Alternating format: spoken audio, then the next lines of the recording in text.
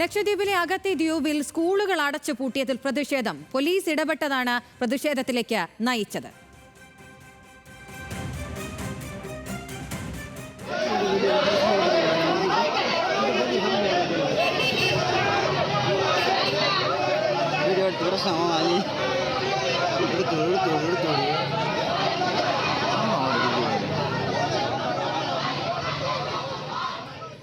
കൂടുതൽ വിവരങ്ങളുമായി ഷബ്ന സിയാദ് ചേരുന്നുണ്ട്. ഷബ്ന, എന്ത് പശ്ചാത്തലത്തിലാണ് സ്കൂൾ അടച്ചുപൂട്ടിയത്? ഈ പ്രതിഷേധിക്കുന്നത് നാട്ടുകാരാണോ? എന്തൊക്കെയാണ് വിശദാംശങ്ങൾ? അഗത്തിയിൽ 5 സ്കൂളുകൾ ഉണ്ടായിരുന്നതിൽ ഇപ്പോൾ നിലവിൽ 3 സ്കൂളുകൾ മാത്രമാണ് ഉള്ളത്. ഈ അധ്യയന വർഷം ആരംഭിക്കുമ്പോൾ 4 സ്കൂളുകളിൽ ഒന്നുകൂടി അടച്ചുപൂട്ടുകയും south JB school west JB സ്കൂളുമായി ലയിപ്പിക്കുകയും ചെയ്തിരുന്നു.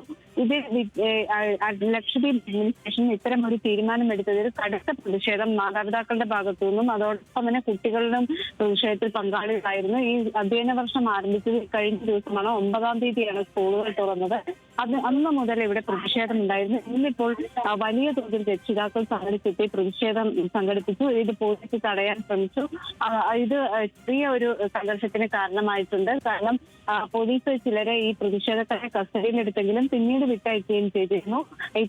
ഇവർ പ്രതിഷേധക്കാർ ഉന്നയിക്കുന്നത് നിലവിലെ ചട്ടപ്രകാരം 1 കിലോമീറ്റർ പരിധിയിൽ ഒരു സ്കൂൾ വേണം, LP സ്കൂൾ വേണമെന്നാണ്. എന്നാൽ ഇപ്പോൾ ഈ സ്കൂൾ മാറ്റത്തെ തുടർന്ന് 3 കിലോമീറ്റർ പരിധിയിലേക്ക് സ്കൂളില് ആയി എന്നതാണ്. ഇത് വിദ്യാർത്ഥികൾക്ക് വളരെ അസൗകര്യമുണ്ടാക്കും. കൂടുതൽ ദൂരത്തിൽ പോയി പഠിക്കേണ്ട സാഹചര്യമുണ്ട്.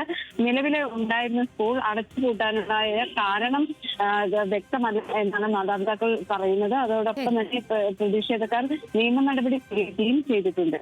ശരി, ലക്ഷദ്വീപിൽ അഗത്തി ദ്വീപിൽ സ്കൂളുകൾ അടച്ചു പൂട്ടിയതിൽ പ്രതിഷേധം ശക്തമാകുന്നു. പോലീസ് ഇടപെട്ടതാണ് പ്രതിഷേധത്തിലേക്ക് നയിച്ചിട്ടുള്ളത്. ഷബ്ന സിയാദാണ് വിവരങ്ങൾ നൽകിയത്.